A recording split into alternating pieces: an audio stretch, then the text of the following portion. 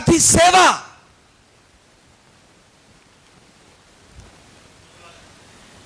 यीशु मसीह ने यरदन नदी में बपतिस्मा लिया था या नहीं? यरदन नदी में बपतिस्मा लेने के बाद यीशु मसीह उस नदी में गया, फिर से वापस आया।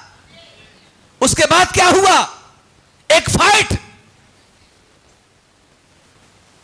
क्या हो रहा है? ये एक फाइट हो रही है। यीशु मसीह बपतिस्मा लेके यरदन नदी में, जैसे ही बपतिस्मा लेकर यीशु मसीह पानी में से ऊपर आए, आकाश खुल गया, पवित्र आत्मा फाकता के समान उनके ऊपर उतरा। और मत्ती 4 अध्याय में क्या हो रहा है? फिर एक फाइट हो रही है। आत्मा उनको जंगल में ले गया ताकि शैतान से उसकी फाइट हो। यानी कि बपतिस्मा के बाद एक फाइट है। बोलिए हालेलुया। बपतिस्मा के बाद एक फाइट है।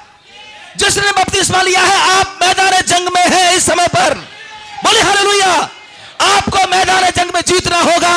यीशु मसीह जीता और ऊपर चला गया था। तुम्हें जाना है तो जीतना होगा। हालेलुया। कौन ऊपर जाना चाहता है?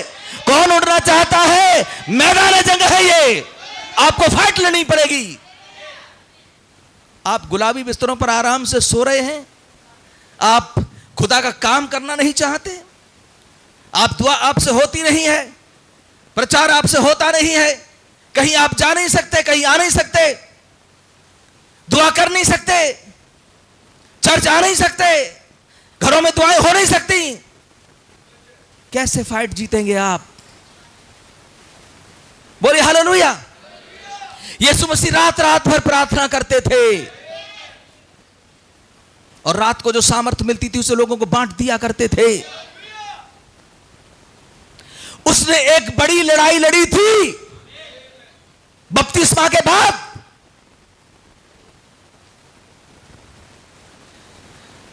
अब आप मुझे बताइए, क्या आपको लग रहा है इन आयतों के बाद कि आप मैदान जंग में हैं? हाथ उठाएं। क्या आपको लगता है कि आप मैदान जंग में हैं? तो मैदान जंग को जीतना होगा, शैतान को हराना होगा। शैतान को हराइए, आगे बढ़िए। खुदा ने आपको सामर्थ्य दी है। जैसे मूसा को लाठी दी, वैसे आपके पास भी एक लाठी है। बोलिए हालेलुया। फालतू बपतिस्मा लेने के बाद आप बैठ गए, उससे काम नहीं चलेगा। उन वादों को पूरा करिए जो आप खुदावन से करते हैं कि मैं दिन में कई बार तुमसे प्रार्थना करूंगा, मैं तुम्हारे चर्च में बराबर आऊंगा,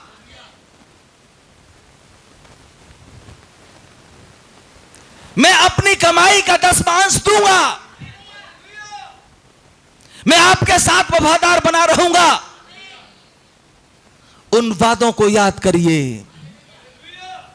बोलिए हालेलुया। जिनका बपतिस्मा हो चुका है वो एक मैदान जंग में हैं। एलीसा मैदान जंग में गया, एलिया लड़ चुका। यीशु मसीह ने यरदन में बपतिस्मा लिया, शैतान से फाइट हुई। यीशु मसीह जीता था कि नहीं जीता था? क्यों जीत पाया वो? आपको पता है? क्योंकि फाइट यहां लाठी डंडे से नहीं होती है, फाइट वचन से हो रही थी। खुदावंद यीशु मसीह को अगर वचन की जानकारी नहीं होती तो शैतान वचन से ही बातचीत कर रहा था। वो कह रहे थे लिखा है, खुदा के दूत तुझे हाथों हाथ उठा लेंगे, गिर जा, गिर पड़े, यहां से गिर जा, गिरा ले अपने आप को, गिरा दे। बोले हालेलुया। कहते कि पत्थर रोटियां बन जाएं, तमाम ऐसी बातें, लेकिन यीशु मसीह वचन से ही बातचीत कर रहे थे। इसका मतलब एक यहां पर समझ में यह आता है कि जिसका बपतिस्मा हो चुका, उस बिलीवर को वचन की जानकारी होनी चाहिए। अगर आपको वचन की जानकारी नहीं तो कोई भी आपको भरमा के चला जाएगा और आप गड़बड़ी में पड़ जाएंगे,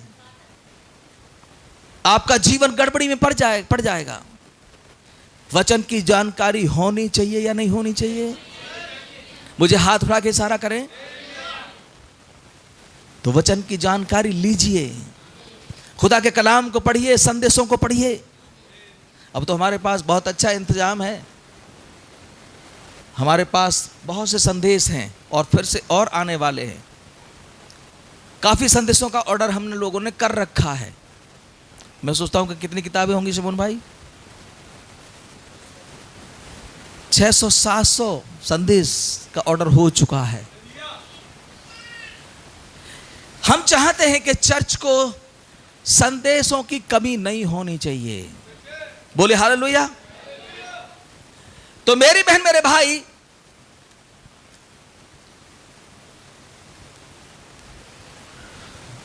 एक जगह और चल रहा हूं मैं, यहोशू 3 अध्याय को जब आप पढ़ेंगे यहोशू को और 14 से 16 तक पढ़ेंगे तो आपको कुछ मिलेगा वहां पर।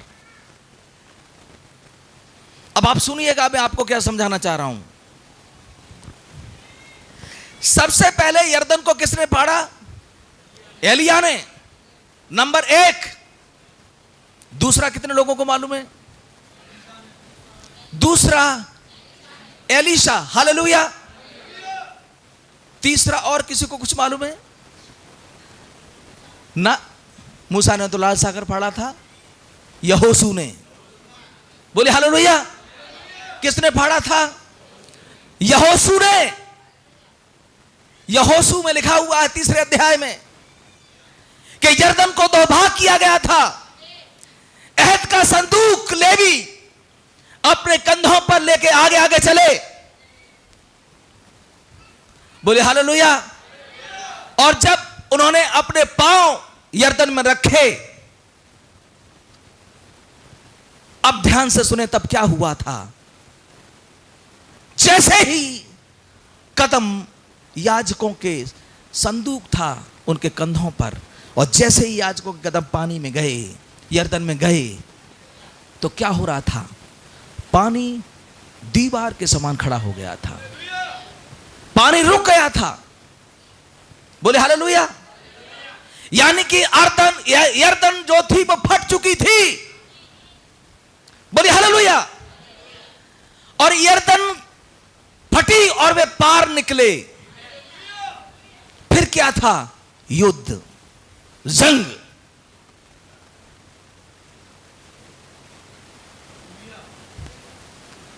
कहां देख रहे भैया? समझ में आ रहा है कुछ? ध्यान से सुन रहे हैं आप लोग? यरदन फटी और फिर क्या था? लड़ाई थी कि नहीं थी? लड़ाई।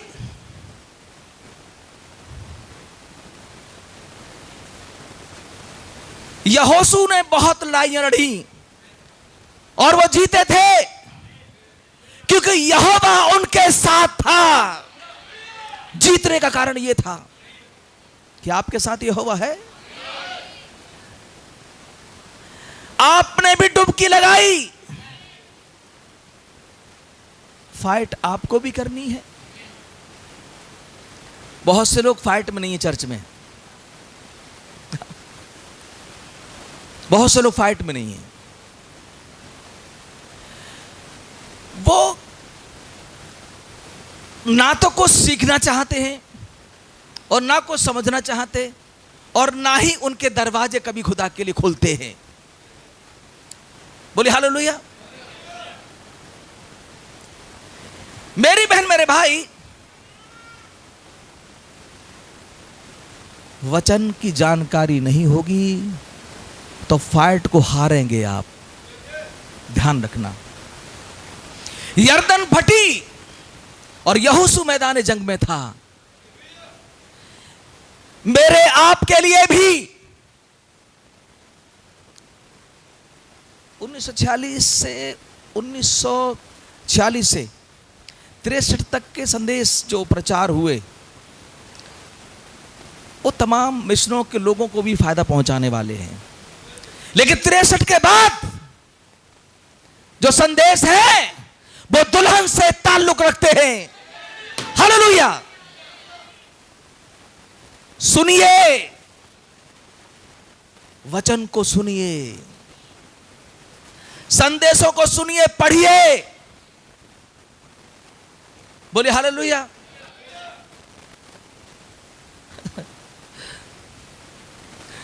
नबी कह रहे हैं कि हमारे यहां भी इस संदेश को प्रचार हुआ कि 7वीं मोहर रैप्चर है। क्या आप लोग आमीन कहेंगे? 7वीं मोहर क्या है? रैप्चर यहां बैठा है। रैप्चर यहां बैठा है कि नहीं बैठा?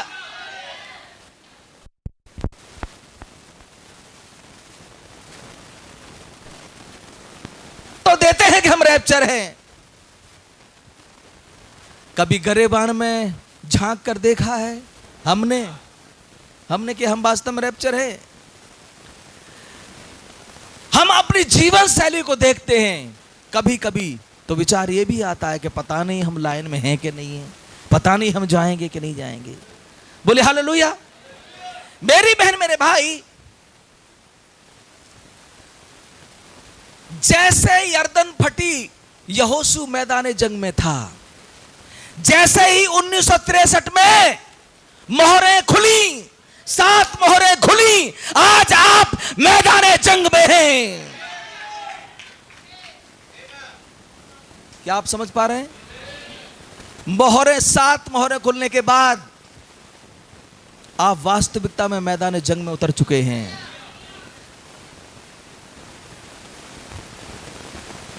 अन्य जातियों की तो बात छोड़िए, हमारी फाइट तो उन क्रिश्चियन लोगों से भी है जो तमाम डिनोमिनेशन जो गिरजे हैं उनसे जो ताल्लुक रखते हैं।